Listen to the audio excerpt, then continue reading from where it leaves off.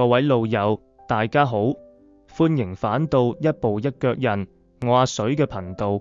今日又到講古時間，好多聽眾朋友私信話，上次聽完鬼谷子嘅故事意猶未盡，想聽一線女性傳奇歷史。今日我哋就轉一轉時代，由戰國謀勝跳到繁華鼎盛嘅大唐盛世，講一位中國歷史上獨一無二、前無古人後無來者嘅女皇帝武則天，同埋佢一生中最信任，亦都最懂得制衡嘅大臣狄仁傑。好多人以為武則天只係一個心狠手辣、為權力不擇手段嘅女人，狄仁傑就只係斷案如神嘅神探。但其實兩人之間從來唔單止係君臣關係，仲有猜測、試探、拉扯、包容，一帝一臣，互相需要，亦都互相提防，牽扯住整個武周王朝嘅興衰命運。今日我哋就由頭到尾慢慢拆解武則天嘅一生起伏，同狄仁傑相伴20幾載嘅君臣往事。第一章，豆蔻入宮，太宗時期嘅武才人。講武則天，首先要由佢年少時期講起。武則天本名武曌，曌字係後來佢自己創造出來，意思係日月當空，普照天下。佢生於公元624年，係唐朝開國功臣武士鑊嘅女兒，籍貫并州文水，亦即今日山西文水一帶。武則天細個時候，相傳有相士袁天罡曾經上門睇相，當時武則天仲係細路仔，穿男仔衫。袁天罡一見就大為驚訝，話呢個孩子龍精鳳頸，貴氣逼人，如果係女子，將來必為天下之主。呢個傳說雖然有後世美化嘅成分，亦都預示咗武則天一生定不平凡。貞觀11年，武則天14歲，長得眉目秀麗，氣質獨特。唐太宗李世民聽聞武家女貌美，就下詔將佢召入皇宮，封為五品才人，賜號武媚，所以民間亦都叫佢做武媚娘。初入皇宮嘅武則天，年紀尚輕，心性剛烈，唔明白皇宮之中處處險境。唐太宗有一匹烈馬名叫獅子衝，性情猛，無人馴服。一次太宗同后妃觀馬，武則天當場自薦，話自己可以馴服此馬，需要3件工具：鐵鞭、鐵、匕首。先用鐵鞭打，唔服就用鐵敲頭，再反抗就直接用匕首刮斷喉嚨。一番話講出來，唐太宗表面讚佢膽識過人，心底卻開始忌憚呢個少女性情太剛，手段太狠。所以武則天在太宗皇宮12年，一直都只係一個才人，地位從來冇提升，唔受寵幸，亦都冇機會生育王子。與此同時，民間開始流傳一句讖語：唐3世之後，女主武王代有天下。意思就係唐朝傳到第3代之後，會有一位姓武嘅女人奪取李唐江山。唐太宗得知之後大為警惕，甚至冤殺咗一位官職大武字嘅大將李君善，卻偏偏忽略咗身邊呢個年輕嘅武才人。12年時光，武則天在深宮之中睇盡人情冷暖，明白到美貌只係一時，權勢先係自保根本，亦都暗中結識咗經常入宮請安嘅太子李治，埋下日後東山再起嘅伏筆。貞觀23年，唐太宗李世民駕崩。按照唐朝規矩，皇帝駕崩之後，未有生育子女嘅後宮妃嬪，一律要送到錦葉寺出家為尼。26歲嘅武則天，一夜之間由宮廷才人變成青燈古法嘅尼姑，好似一生從此埋沒。但佢並冇甘心認命，在錦葉寺2年，一直等候時機，寫下情詩寄給已經繼位嘅唐高宗李治，牽引舊情，等待重返皇宮嘅機會。第2章，義進皇宮，捲入後宮權力鬥爭。唐高宗李治登基之後，最初朝政由長孫無忌、褚遂良等元老大臣把持，後宮之中，王皇后同蕭淑妃爭寵鬥爭不斷，王皇后一直妒忌蕭淑妃得寵，想找一個人分薄蕭淑妃嘅恩寵，於是順水推舟，勸李治將武則天有感葉子接返皇宮。王皇后以為自己引返一個可以利用嘅棋子，殊不知係引狼入室。永徽2年，武則天第2次踏入皇宮，從此正式拉開後宮大戰。重返皇宮嘅武則天，不再係從前那個性情直率嘅少女。經歷過出家磨難之後，變得懂得隱藏情緒，籌謀佈局。初期佢對王皇后百般恭順，博取信任，慢慢得到李治寵愛，地位日漸提升。隨住武則天懷孕生子，恩寵越來越盛，王皇后先發覺大禍臨頭，聯合蕭淑妃一同打壓武則天。而武則天為咗奪取皇后之位，上演咗歷史上最具爭議嘅一幕，扼殺親女。相傳武則天誕下長女安樂公主之後，趁王皇后前來探望離開之際，親手將初生嘅女兒嗚死，再嫁禍俾王皇后。唐高宗目睹女兒夭折，盛怒之下認定皇后狠，從此萌生廢后念頭。呢件事真偽至今歷史學家爭論不休，但無可否認，呢場悲劇之後，王皇后地位一落千丈。之後武則天陸續收集證據，指控王皇后用巫蠱之術詛咒皇帝。李治藉機召開朝堂大會，提出廢黜王皇后，改立武則天為皇后。呢個決定引來昭宗元老派強烈反對，以長孫無忌、褚遂良為首嘅關隴集團大臣堅決反對立武媚娘為后，認為佢曾經係先帝妃嬪，有違禮教綱常。一場廢后風波，其實唔單止係後宮爭寵，更係皇帝李治想擺脫元老重臣把持朝政嘅權力博弈。李治同武則天聯手，一步步打壓反對派，貶謫褚遂良，逼迫長孫無忌自盡，清除咗李唐開國以來勢力龐大嘅關隴貴族集團。永徽6年，武則天正式冊封為大唐皇后，人稱武后。從此之後，李治因為長年患有頭風軟暈症，經常無法處理政務，便將許多奏章交由武后協助批閱。武則天開始接觸朝政，處理國事頭頭是道，眼界同政治手腕越來越成熟，逐漸形成異姓臨朝嘅局面。皇帝皇后一同上朝聽政，朝堂之上開始有咗武後嘅聲音。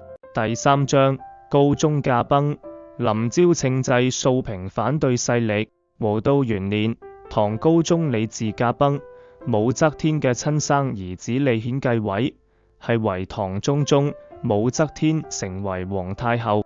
此時武則天已經掌握實權，新皇帝李顯年少輕浮，急於提拔外戚，打算重用皇后韋氏一族，威脅到武太后嘅權力。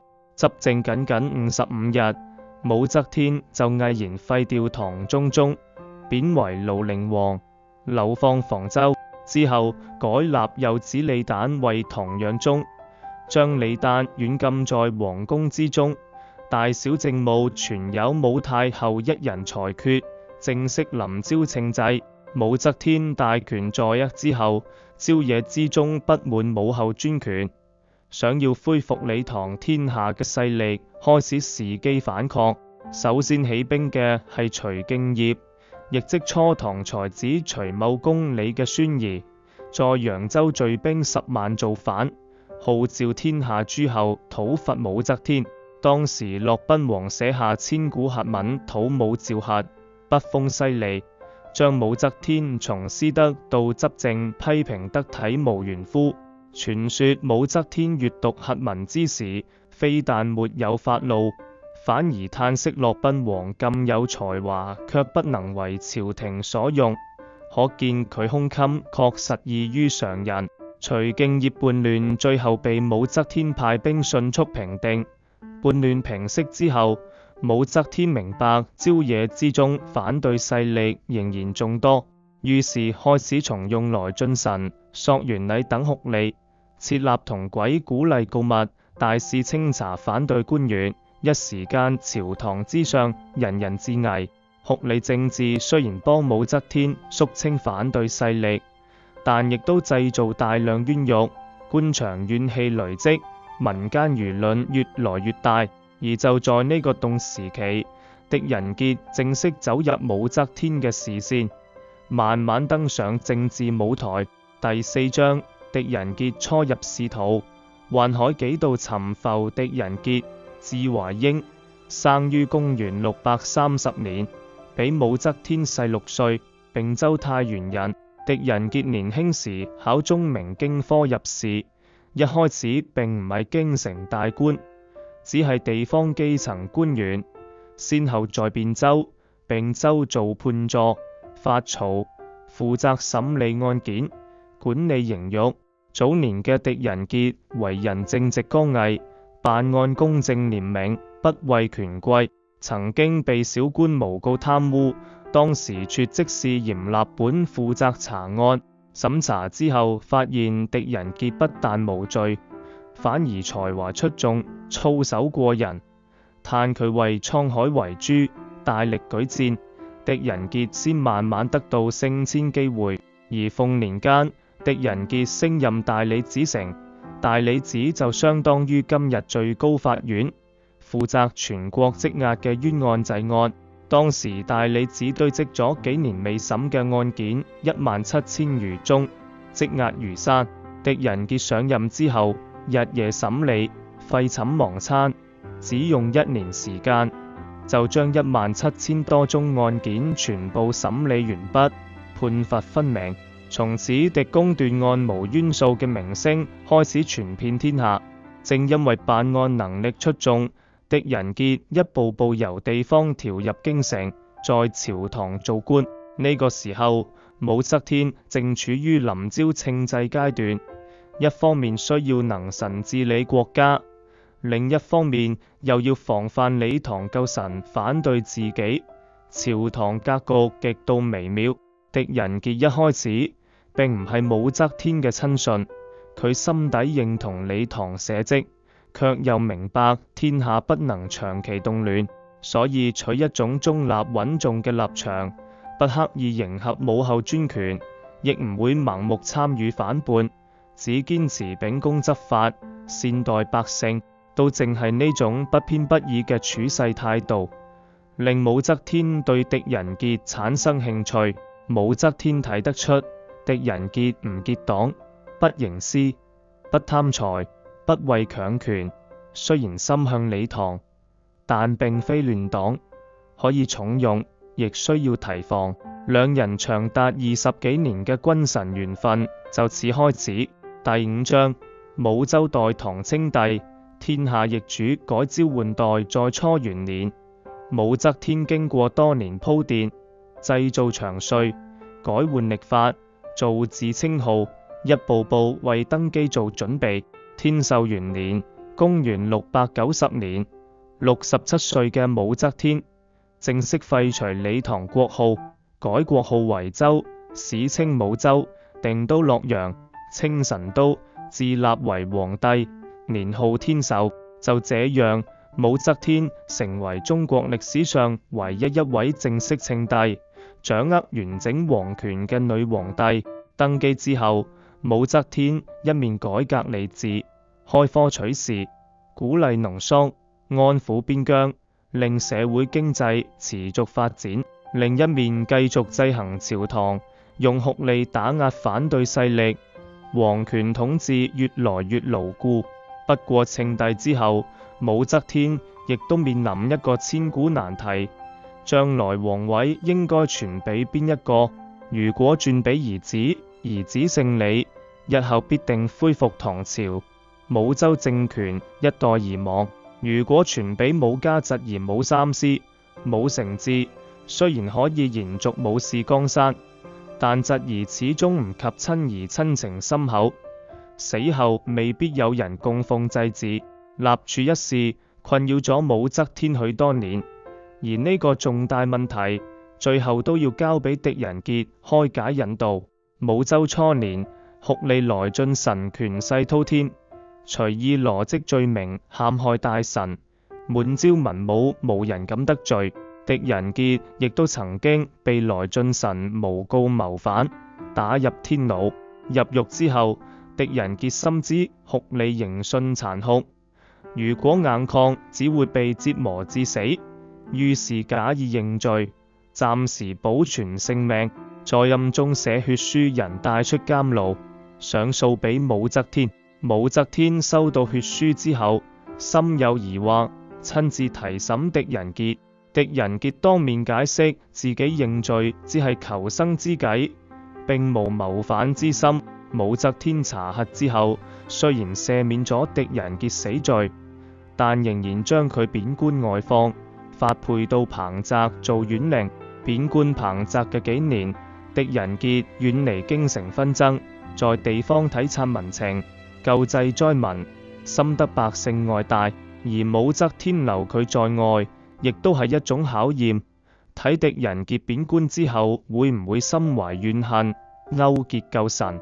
幾年觀察落來，武則天發現狄仁傑始終安守本分，並無異心，心中信任度慢慢回升。第6章，復召狄公回京。君臣之間互相試探。武周勝歷年間，朝廷政局出現變化，酷吏制度弊端盡顯，冤獄太多，民怨沸騰。武則天先後誅殺來進臣等酷吏，收拾殘局。朝堂需要正直老成嘅大臣主持大局。呢個時候，武則天決定將狄仁傑重新召回洛陽，拜為聯台侍郎，同鳳閣聯台平章事，亦即宰相之職。狄仁傑第2次拜相，已經年過60，歷經宦海起落，處事更加圓融穩重。重返朝堂之後，武則天同狄仁傑之間開始有大量深度對話，一帝一臣，句句暗藏玄機。武則天曾經多次試探狄仁傑，天下之中到底係李唐重要，抑或武周重要？狄仁傑從唔正面對抗，只委婉回應：太宗皇帝出生入死，平定天下，傳位子孫，陛下今日才能再擁江山，孤疾與母子相比，母子之情更為親厚。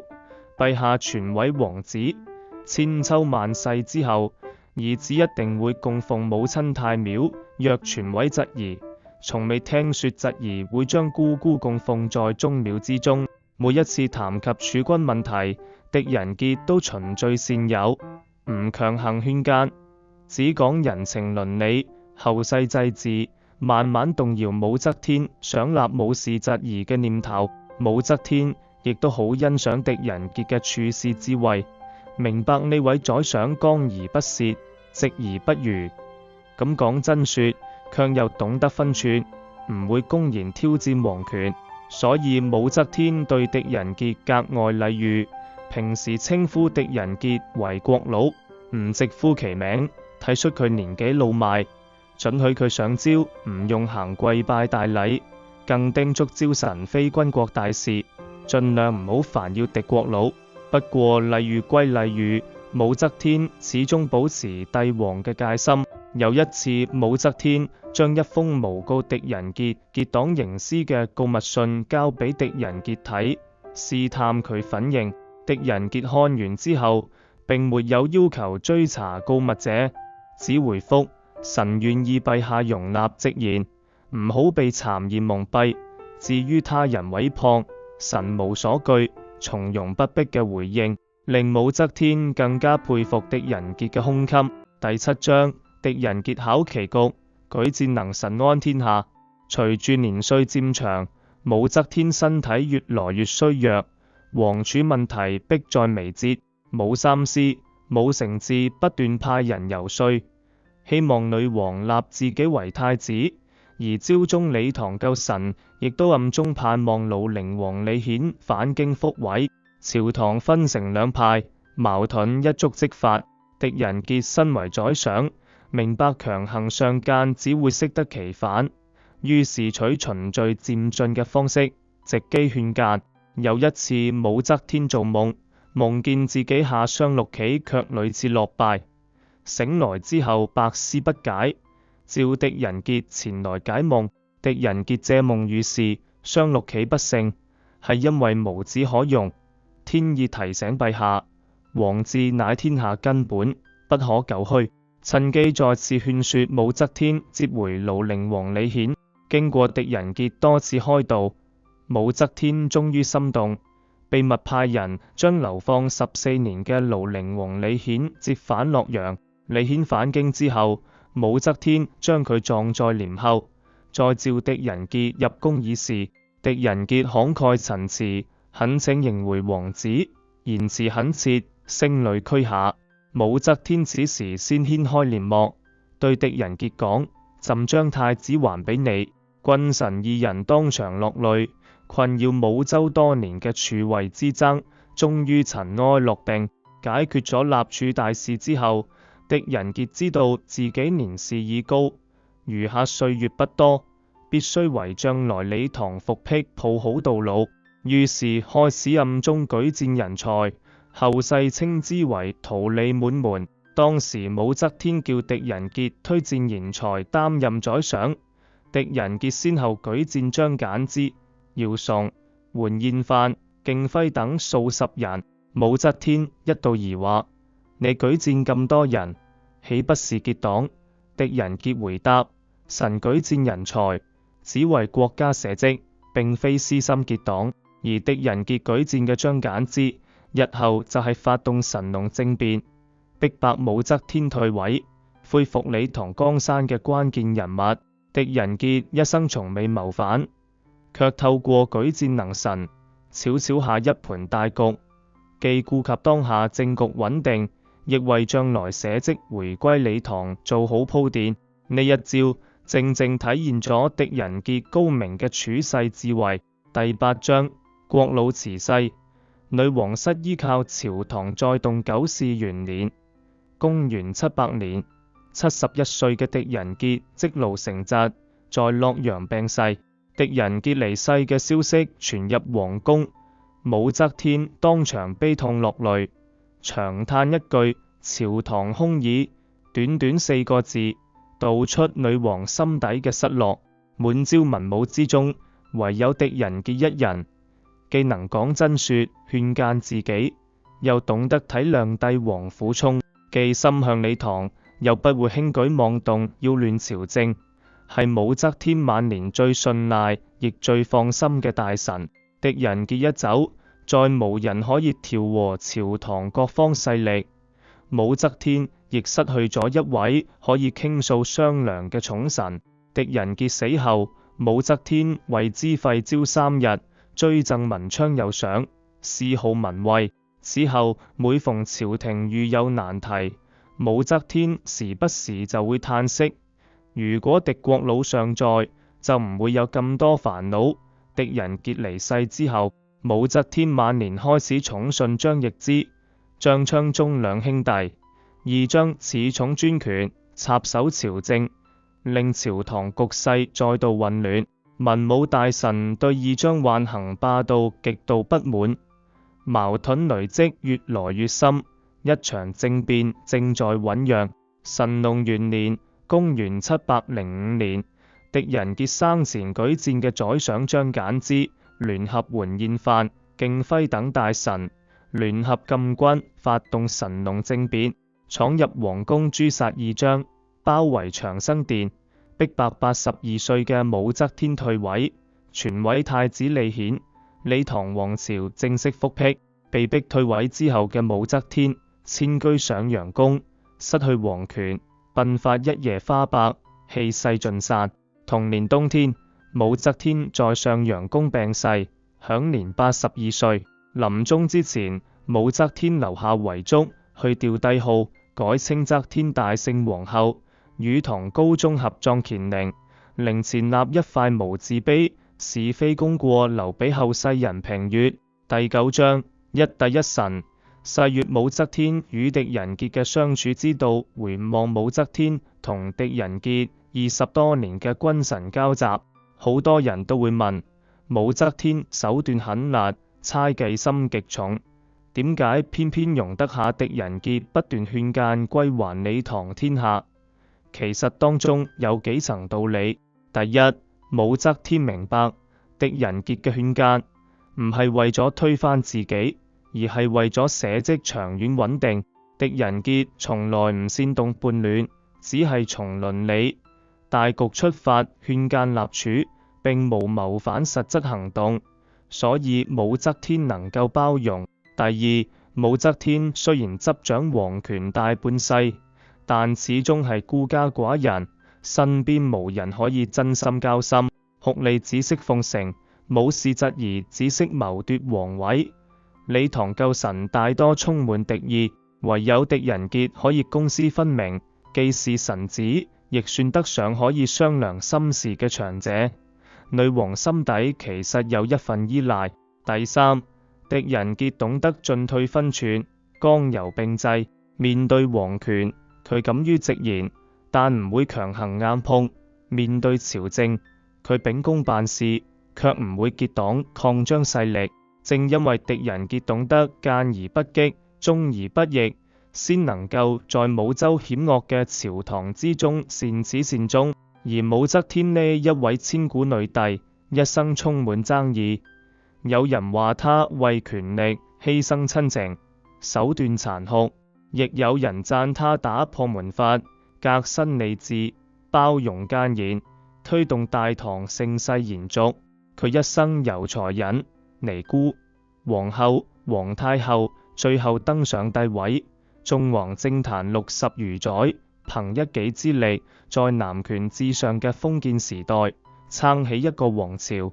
狄仁傑就好似一面鏡子，映照出武則天身為帝王嘅冷酷，亦映照出他身為人母、人妻嘅軟弱。一君一臣，一剛一穩，一主一輔，互相制衡，亦互相成就，共同寫下武周時期最精彩嘅一段歷史。第10章，後世流星。無字碑下話從前乾陵之上，武則天嘅無字碑屹立1300多年，碑身空空如也，不刻一字。有人話係武則天覺得自己功勞太大，文字不足以記述；亦有人話她自知一生毀譽參半，留待後人自行評價。而狄仁傑死後，民間慢慢將佢塑造成斷案如神嘅神探形象。宋元之後，話本小說不斷演繹，將狄公故事神化，令狄仁傑成為中國歷史上最有名嘅清官神探。真實歷史上嘅狄仁傑，其實更多係一位有遠見、懂權衡、顧全大局嘅治世能臣，並非只係一個查案官。縱觀兩人的一生，武則天執掌天下，爭一時皇權；狄仁傑輔助朝政，謀萬世社稷。女王善用權術，卻難逃親情牽絆；國老看透世事，仍死守君臣道義。